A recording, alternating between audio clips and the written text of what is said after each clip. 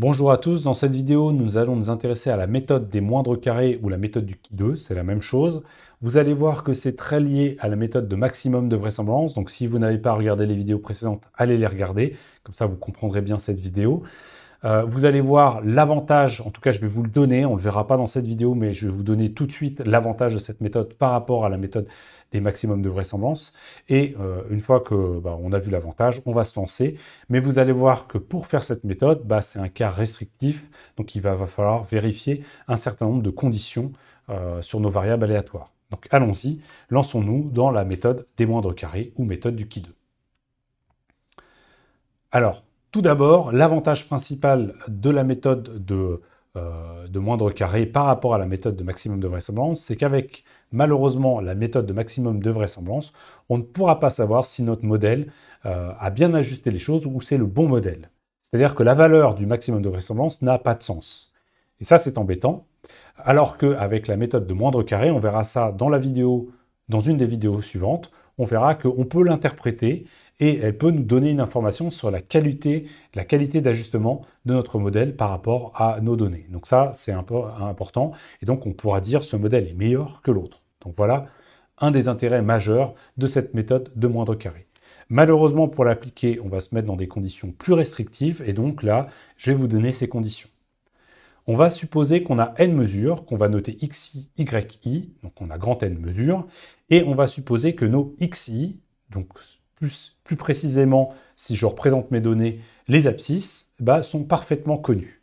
Et les y, eux, ils vont être moins connus, ils vont être distribués selon une variable aléatoire que je vais noter grand yi, qui suit une loi normale de largeur sigma i, et de valeur moyenne qui est donnée par un modèle que je cherche à déterminer.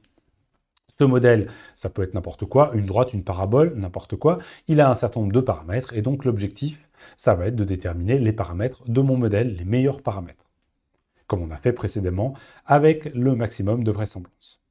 Donc vous voyez que le cadre est beaucoup plus restrictif que le maximum de vraisemblance qui marche avec toutes les fonctions de densité de probabilité.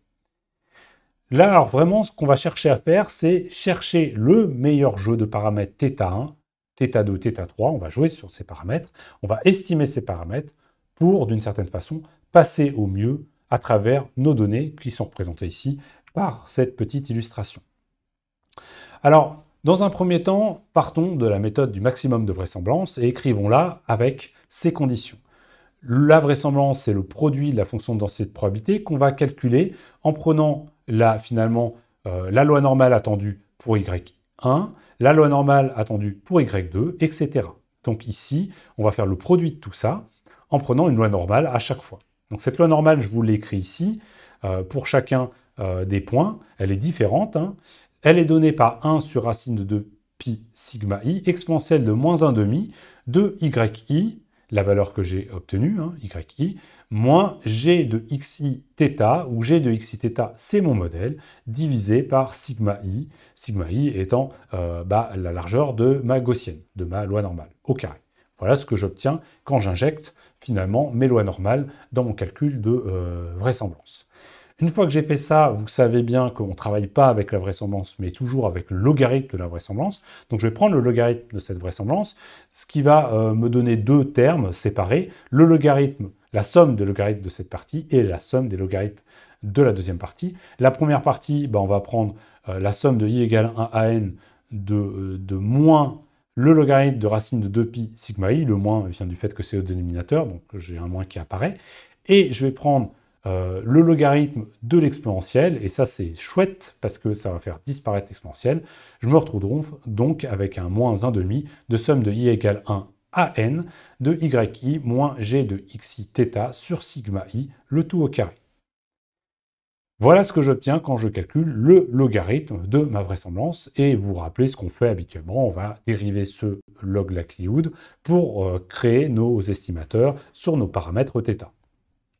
Alors là, je ne vais pas le faire tout de suite, on va regarder un petit peu plus en détail ce cas de figure en particulier. Si vous regardez un peu les choses, vous vous apercevez que cette première partie, c'est une constante. Les sigma i sont connus, donc ici, j'ai une constante qui apparaît, et donc une constante, ce n'est pas très intéressant, surtout quand je vais calculer les dérivées.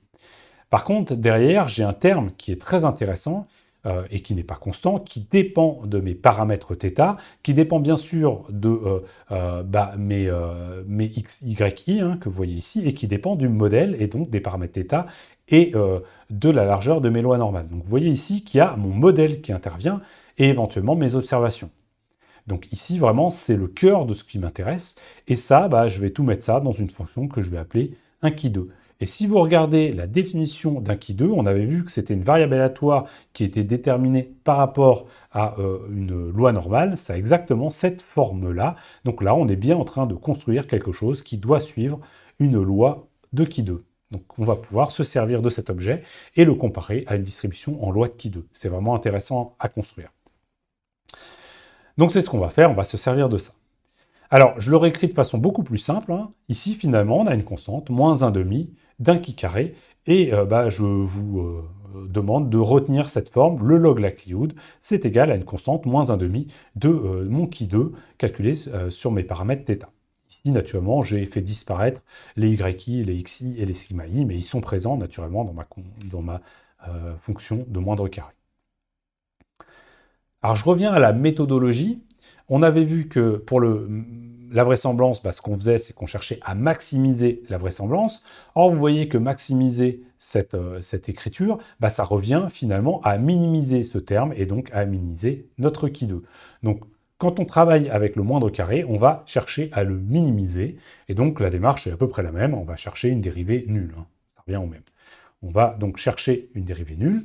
Et si on veut lire plus précisément ce qui se passe dans cet objet, finalement, notre qui2, on va le construire en prenant la somme de nos données, les yi, moins notre modèle supposé, en fonction des paramètres θ, divisé par sigma i, qu'on appelle, alors usuellement l'erreur, mais qu'il vaudrait mieux appeler l'incertitude pour éviter de dire des bêtises.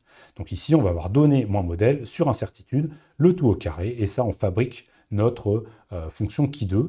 Mais la supposition qui est derrière, c'est que nos données vont être distribuées sur un modèle finalement normal autour de notre modèle.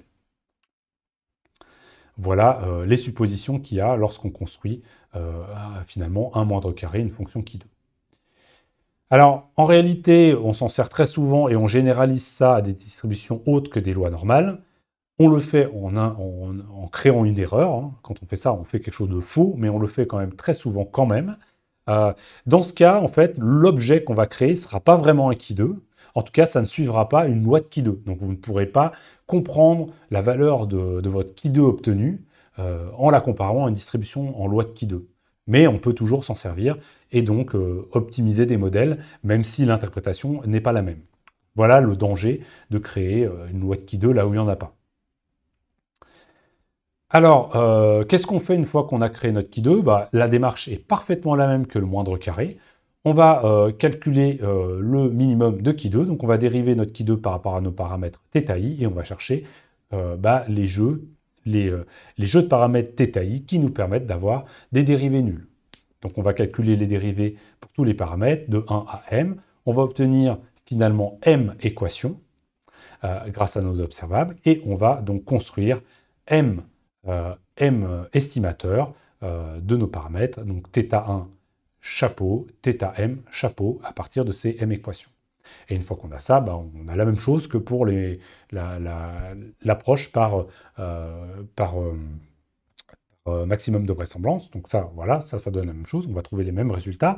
Néanmoins, on peut faire également le lien avec ce qu'on a vu sur les incertitudes qu'on va estimer à partir de la matrice de covariance sur nos paramètres. Et donc là, on a la même démarche. Je vous rappelle que dans le cas général, ce qu'on fait, c'est qu'on calcule la matrice de Fisher pour trouver l'information de notre matrice. Donc on va calculer I comme l'inverse de la variance.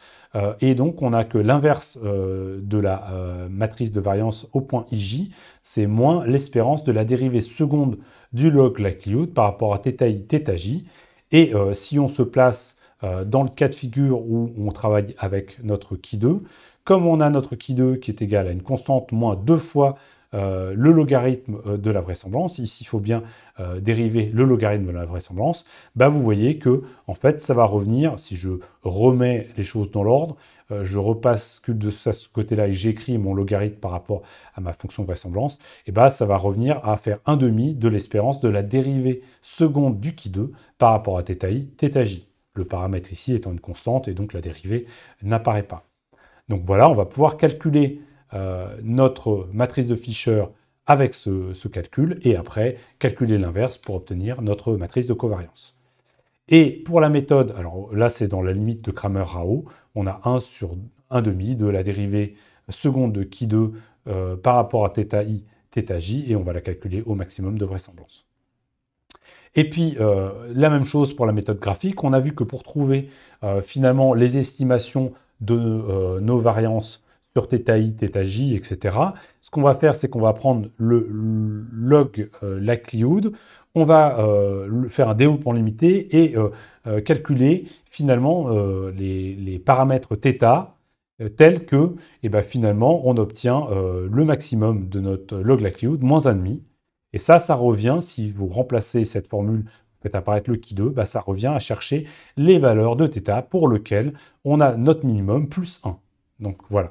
Ce qu'il faut retenir, c'est que en maximum de vraisemblance, on va prendre le maximum et on va descendre de 1,5 pour déterminer les variances visuellement avec la méthode graphique. Et à partir du qui2, bah, on va faire une autre démarche. On va tracer notre qui2 autour de la position minimum et on va chercher le minimum plus 1. Et ça vient du fait qu'on a ce moins 2 qui apparaît ici, qui inverse et qui multiplie par 2 la montée de notre variation de qui2. Donc ça nous permet d'utiliser, de réutiliser ce qu'on a vu sur le maximum de vraisemblance. Donc c'est vraiment très très bien. Alors un petit exemple très simple. Ici, on va faire ce qu'on appelle une régression linéaire. J'ai un modèle de droite que je veux faire ici passer à travers des points. Alors naturellement, c'est une illustration. Mon modèle est extrêmement simple, ax plus b, et le but de l'opération, c'est de déterminer la valeur de a et la valeur de b, et éventuellement la variance de a et la variance de b. Je ne vais pas le faire là, il faut utiliser ce qu'on vient de voir, avec soit la méthode graphique, soit avec la méthode directe de Cramer-Rao. Je ne vais pas le faire. Là, on va juste s'intéresser à la recherche des paramètres a et des paramètres b par moindre carré. Donc, je prends mon qui2 qui est ici, je remplace ici mon modèle par la valeur de mon modèle, ax plus b, que j'applique à xi, d'accord? Donc, j'ai yi moins axi moins b sur sigma i, le tout au carré. Et je vais faire une autre simplification, juste pour ne pas faire un calcul trop compliqué. Je vais supposer que mes sigmas sont tous les mêmes. Donc, je vais pouvoir faire sortir de cette somme le sigma. C'est juste une simplification, ça m'évite de vous faire un truc trop compliqué. Sachez que ça marche très très bien sans vous laisser les sigma i, mais par contre, les calculs sont un peu plus complexes. Donc là, c'est pour simplifier les choses. Donc voilà, j'obtiens cette équation-là, et ce que je vais faire, c'est que je vais dériver par rapport au paramètre A, puis par rapport au paramètre B. Dériver par rapport au paramètre A, je prends cette somme et je la dérive. Il faut bien se rappeler qu'il y a le carré, donc ça va me donner moins 2 sigma i, la dérivée de ça, fois lui-même. Donc voilà ce que j'obtiens. Et puis, je fais la même chose pour dériver. Je dérive cette fois-ci par rapport à B. Donc là, c'est plus simple. N'oubliez pas ici, il y a le xi qui est apparu parce que j'avais un xi facteur de A ici. Mais là, je n'ai pas de facteur devant B. Donc, pouf, j'ai juste un moins 2 qui apparaît. Et donc, j'ai quelque chose de relativement simple que je vais encore plus simplifier en multipliant l'ensemble par moins 1,5 pour me débarrasser du moins 2 qui est ici. Ça ne change rien puisque ce que je veux, c'est calculer cette dérivée nulle. Donc, je peux la multiplier par à peu près ce que je veux tant que je ne multiplie pas par quelque chose de nul. Donc voilà, je le fais et je simplifie les choses. Et je vais même faire d'autres opérations pour simplifier l'écriture, puisque je vais me servir d'une notation qui est très utilisée quand on fait ce genre de calcul. Je vais utiliser le fait qu'on peut noter A bar comme étant égal à 1 sur n, somme de i égale 1 à n, dai. Et ça, on a plein de formes en A bar qui va apparaître dans ce calcul. Donc faisons intervenir cette notation qui est très très pratique. Donc pour cela, je vais multiplier de ce côté-là et de ce côté-là, ça et ça d'ailleurs, par sigma carré divisé par n. Alors du côté droit, ça ne change rien. Du côté gauche, ça me fait disparaître le sigma carré et ça me fait apparaître un 1 sur n, ce qui va me permettre de faire apparaître le 1 sur n de ma somme ici et d'utiliser la notation A bar. Je Je me retrouve donc finalement avec un 1 sur n, somme de i égale 1 à n des xi, yi, le premier terme. Donc ça, je vais le noter x, y bar. Je vais avoir la même chose avec un 1 sur n de moins a, somme de xi, xi, donc xi carré, que je vais noter moins a x carré bar. Et j'ai la même chose ici avec un xi fois moins b, que je vais noter moins b x bar. Voilà la première équation. Je fais la même chose avec la deuxième équation, je la multiplie par sigma carré n. Une fois que j'ai fait ça, eh ben, je vais avoir 1 sur n qui va rester somme de i égale 1 à n des yi, donc ça me donne y bar. Et puis là, le moins a, je le mets en facteur, ça me donne moins a x bar. Et puis le moins b. Alors le moins b, faites attention, il y a le 1 sur n que j'ai rajouté à la main, mais j'ai la somme qui va me donner n, donc j'ai bien moins b. Et donc j'obtiens ces deux équations. Deux équations, deux inconnus, A et B. Donc je vais pouvoir traiter ça, sauf si c'est dégénéré, mais là ce ne sera pas le cas. Ici, je vais pouvoir exprimer B en fonction de A. B, ça va être Y bar moins AX bar. Et je vais réinjecter ça dans l'autre équation. Donc vous voyez ici le B que j'ai remplacé par sa valeur. Et une fois que j'ai ça, j'ai une équation qui dépend que de A. J'isole A et j'obtiens A égale XY bar moins X bar Y bar, le tout sur X carré bar moins X bar au carré. Ceux qui ont déjà fait des régressions linéaires et qui se sont posé des questions ont dû déjà voir ce calcul et on peut le retrouver autrement, mais là c'est la méthode que l'on obtient avec le maximum de vraisemblance. Et le moindre carré, puisque c'est la même chose pour le calcul qu'on vient de faire. Alors là c'est plutôt le moindre carré qu'on a obtenu, c'est celui qu'on a poussé jusqu'au bout. Une fois qu'on a A, on l'injecte ici dans B, donc on obtient cette équation. Bon, je ne vais pas vous l'expliciter, mais voilà, on a obtenu l'ensemble de ce qu'on voulait. Et finalement, on a fini notre calcul, on a trouvé l'estimateur de A et l'estimateur de B que l'on peut créer à partir de notre moindre carré. Et donc, on a trouvé notre régression linéaire avec cet ajustement. Voilà, je m'arrête là pour l'exemple. On va continuer naturellement sur les moindres carrés, puisqu'on a encore des choses à regarder avec les moindres carrés, donc dans des prochaines vidéos. Je vous remercie.